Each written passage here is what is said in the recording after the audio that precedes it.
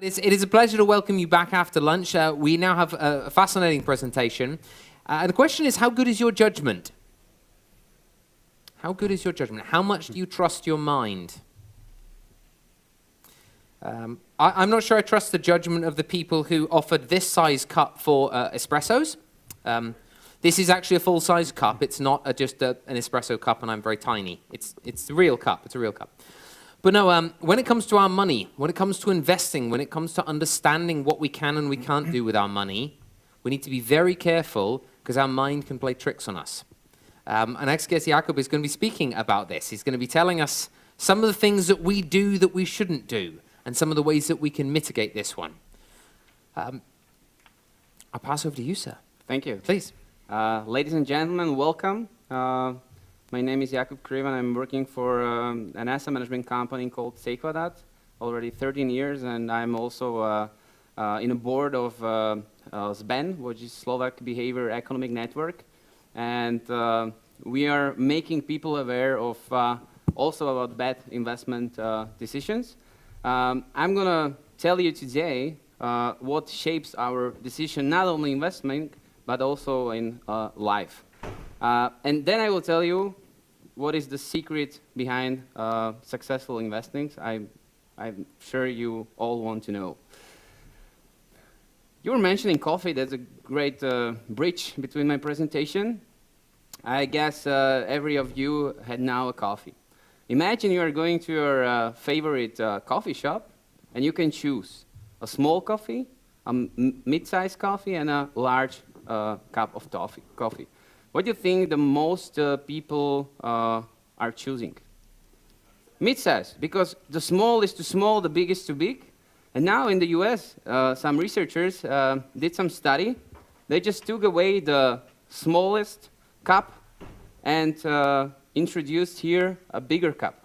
What do you think happened now? The preference was all the time in the middle.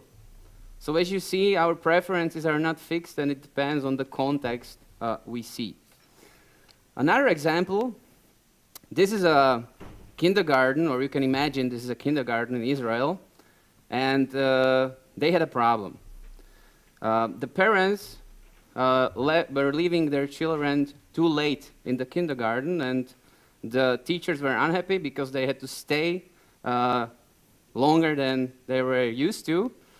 And this kindergarten was issuing fines. So if you're a parent, you coming late, pick up your kid, you pay $100. And in the classical economic theory, if you introduce fines, people should behave rationally. What do you think happened in Israel after the introducing of the fines? Yes, you're right. They saw it as a barter for leaving their kids in the kindergarten. So as you can see from the life perspective, we are not rational. We are predictably irrational, as we will see in my presentation. Why is it so? Our hardware, I mean our brain, and also our software, emotions, are about 100,000 years old. And our grand, and so on, father and mother, they had only one message at that time. What was the message? The message was to survive. Now, we are older. Our smartphones have a bigger capacity than Apollo 13 40 years ago, and we have to deal with complex questions. We have to deal what I will eat for lunch, what I will put which suit I will put on, and concerning investment, this is really a complex decision because investing is only a couple of years here. In Slovakia, for example, the first generation of people are investing. So our brain is sometimes producing fatal error messages because of this. There was a nice study. I like this page. It's the calminvestor.com, and they made a research, and they found out that what investment results depend on is 15% about the ability to value and pick the stock or bond or something else. And 85% of the success comes from recognizing and overcoming behavioral biases. And about these behavioral biases, I will speak today in my presentation. Bernstein and Field and Wood said, psychology seems to lie behind all the ways that potentially improve stock market return. Not only improve, but only make it worse. Many people, if they invest, they think investing is dangerous because it depends on factors like Fed, like ECB, like unemployment rate, and so on and so on. But the biggest dangers comes from the person you see when you're looking in a mirror. It's you. I will tell you an example. The last 30 years, the US stock index S&P 500, you have the biggest 500 companies, made about more than 10% per annum. The average retail US investor did 3.7% because he was jumping in, jumping out, jumping in, jumping out. So the secret of investing, and there's really a nice study from Fidelity, because Fidelity is a big asset manager, it's a global asset manager, and they were asking their most successful clients with the biggest yields, what is the secret? Why did you make so much money? And they said, I forgot I have an investment account.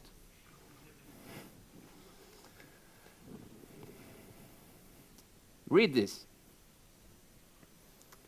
Okay, I'm telling you, don't think of a pink elephant. What is your brain doing, actually?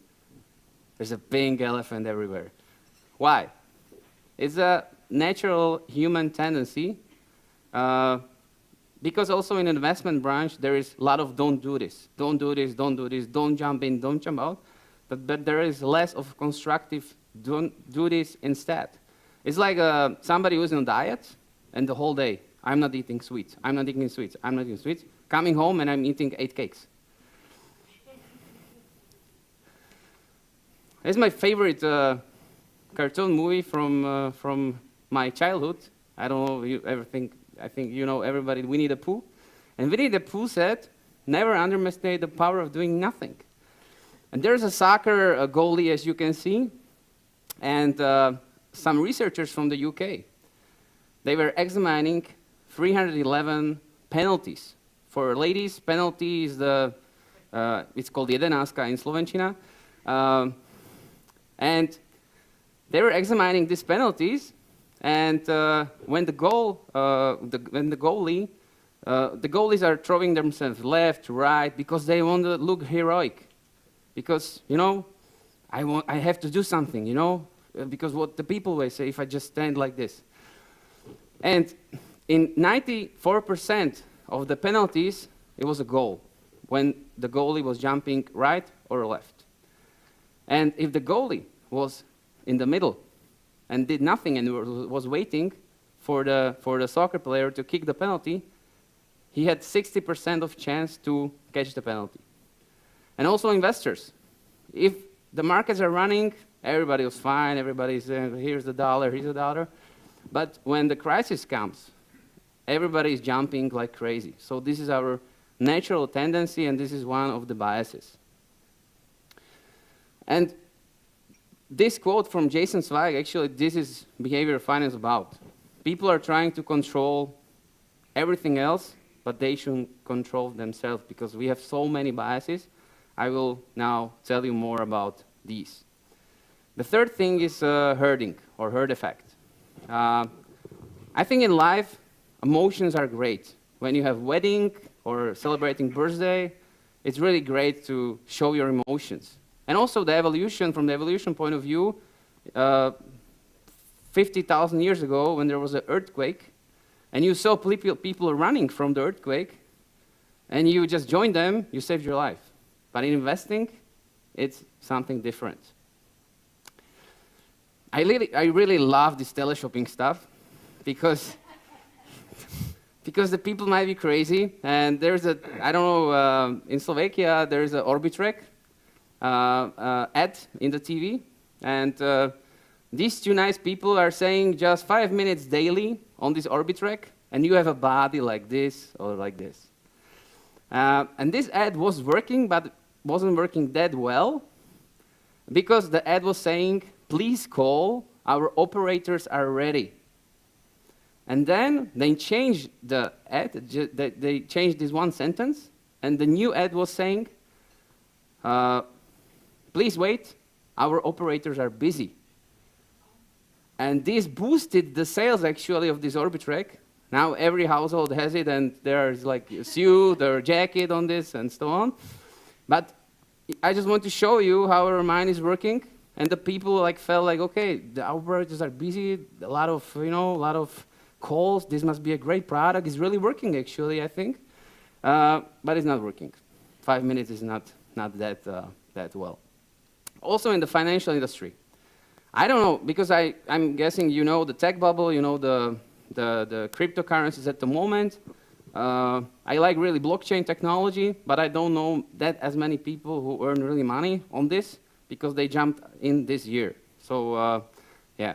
But the first bubble was actually with tulips, these nice flowers. You know where tulips originally come from? No? Turkey. And somebody took these bubbles, these tulip bubbles, to Netherlands, and they began to make sales with these bubbles. But first, like some red or yellow bubble, and said people, yeah, it's nice, it's just a flat flower. But then a guy, he was mixing these bulbs, and he came up with some colorful, new styles of these tulips, and then the mania began. And there was one guy in Utrecht. He had a brewery, really nice one. I was reading in the book that the beer was really good. He sold this brewery for free tulip bulbs. So this is a little bit crazy. In such scenarios, there is all the time you will find somebody who made millions, but the majority lost everything. Loss aversion. This is, I think, this is what was invented by Mr. Kahneman, who got the Nobel Prize.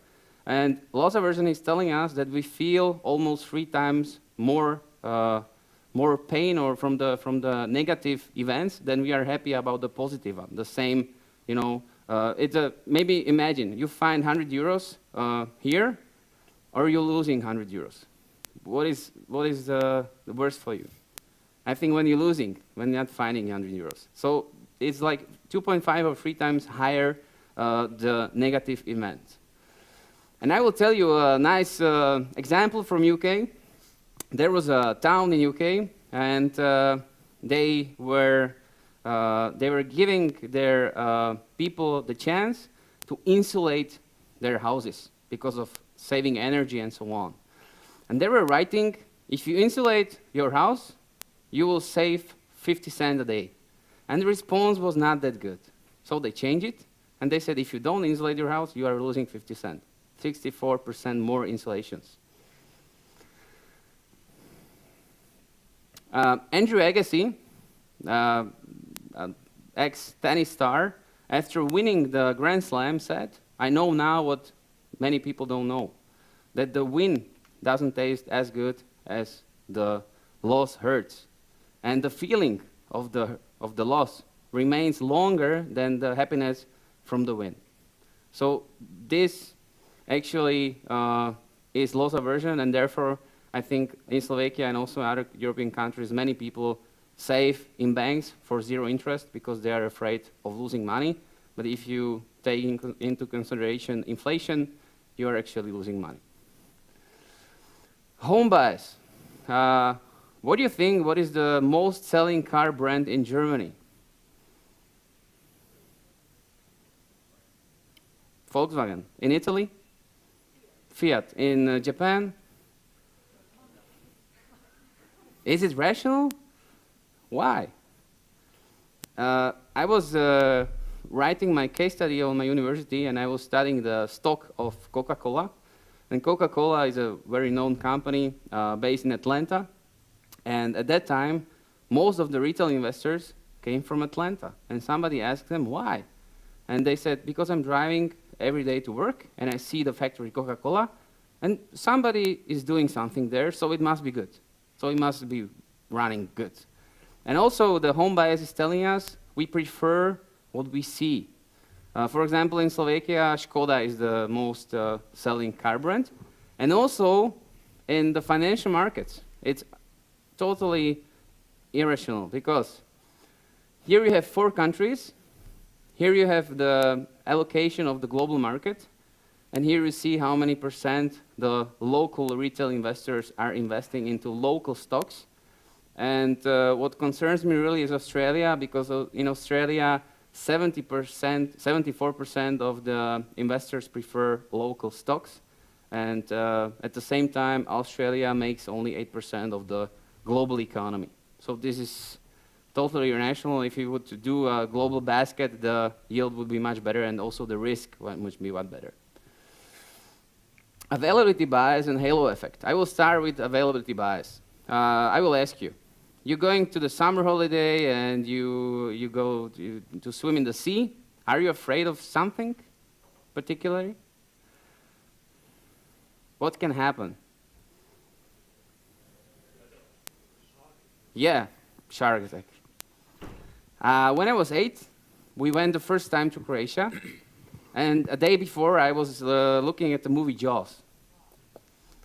And we went to the sea, and everybody was swimming, and I was standing here like, no, there will be a big shark coming, and he will eat me.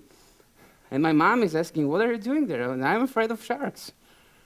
The probability that you get killed by a shark attack is 100 times less than you get killed by this lovely cow when the cow hits you, or you get buried under the sand. The probability, the real probability. And the mosquito can kill you. The chance is also much higher than a shark attack. So we just do our own statistics upon of movies, upon of some news and so on, but the probability and the statistics are totally different. And also, investors, they are doing the decisions toward recent information. Now the stock market is running 10 years good. Maybe some of us know that we are slowly jumping into some recession, but the retail investors are now beginning to investing into stocks, and they tell you, wow, it's great because it runs, and the yield will be at least that big as the last 10 years. And then they lose 50%, and they never want to be invested into stock anymore. Halo effect. This is unfortunately my own experience. When I was 21 or 22, I was visiting an investment conference in Vienna, and I had my portfolio with our own products, with C-Quadrat products, and I was looking for a satellite investment. And there was a guy, or there were more guys speaking, and one particular guy, he was from US. I lived in the US for years. He was playing basketball. I was playing basketball. He won the NCAA title. I didn't win it. But after this information, my brain stopped, and I was already, this contract for this investment, I was already filling in, so I was signing. So upon his, how he act like and looked like, I said, this must be a great portfolio manager. After this, I lost 60%. So this is the halo effect. Overconfidence. Now I will do a test with you all. Please, everybody in this room, put their hands up. Everybody, please. And now the people who think they are less intelligent than the average group, please put their hands down. Okay, I was expecting this because we are on FinTech. There are a lot of Einsteins. But from the mathematical point of view, it's not possible. And I will tell you some examples. This is a US driver, and in US there was a research, and they were asking the drivers if they think they are better drivers than the average, and 93% said yes. If you ask a French guy what he thinks is a good lover, there was a study, 98% say yes, because I'm from France. Young wines. This is a nice example how to maybe connect behavior finance with real business. There was a winery in France, and they were producing young wines. And if you like to drink wine, maybe you know that if you have a young wine, you have to predict how the wine will be sold in the future. And this winery had experts for young wines. But the outcomes weren't that good concerning their predictions. So they made an algorithm where they put number of sunny days, soil, the region, and this algorithm beated the experts about 70 or 80% concerning the sale of young wine in the future. So as you can see, fintech can help us also in these ways. And also investors. Investors tend to display really optimistic views of their own abilities. I have a friend, and he's investing on, or he did invest. Now he never want to invest anymore. He was investing on Forex, and his first deal, because Forex is like a casino, and his first deal he made like 68%, and he told me, Jakub, I knew it. I am the second Warren Buffett. And then he lost all the money and said, no, this is not my fault. This is the fault of FED, of my mother-in-law, of aliens, and so on. So this is like it works. So also investors, I would say, are not only people, but also investors are predictably irrational. And from our point of view, from C-Quadrat Investment Group, what are the overlaps of behavioral economic into business and finance? We are working already 15 years on fintech strategies in our portfolios, but this is our newest acquisition. It's Quantic. My colleague Axel is here, and he's ready to answer your detailed questions in case. And imagine you have access to all companies worldwide. What do you think, how many companies exist globally? Like not the smaller ones, but maybe mid-size and big. What do you think globally we have? 170 millions? No, okay, it's like 40 million companies. And we can predict their development with a statistic of more than 90%. And this credit max is actually working 5 years. All the big banks have it. It's also regulatory approved. And we are basically studying their risk, what they have in the portfolio. And it works like this. We have big data, because only from the 40 million, you have 100,000 companies listed on the stock exchange where you have all access to information. But what about the others? So we are looking on companies with a minimum profit, yearly profit, 500,000. And we have this data. We mix it with a macroeconomics prediction like unemployment, GDP, and so on. And then we have something that I can show you. We have a 98% correlation of our forecasts versus reality. This is an example from S&P 500. So on a yearly basis, we had a 98% prediction rate for the future. Well, if you have any questions, just feel free to ask. Yeah? Is there an index associated, or is this just prediction? Sorry? We can do it for anything. So you want to have it for Eurostoxx 50, okay. You want to have it just for the automotive industry of Eurostoxx 50, okay. It's really flexible. Or you haven't built an index on your algorithm? No, we are building now 3 indices, and they will be published soon on Bloomberg. Because this is our new acquisition, and we are still working on it, but the guys from Quantic, they work already 5 years with the biggest financial institutions, and C-Quadrat did now the acquisition of this company. So in the future, we are planning to do asset management upon this strategy.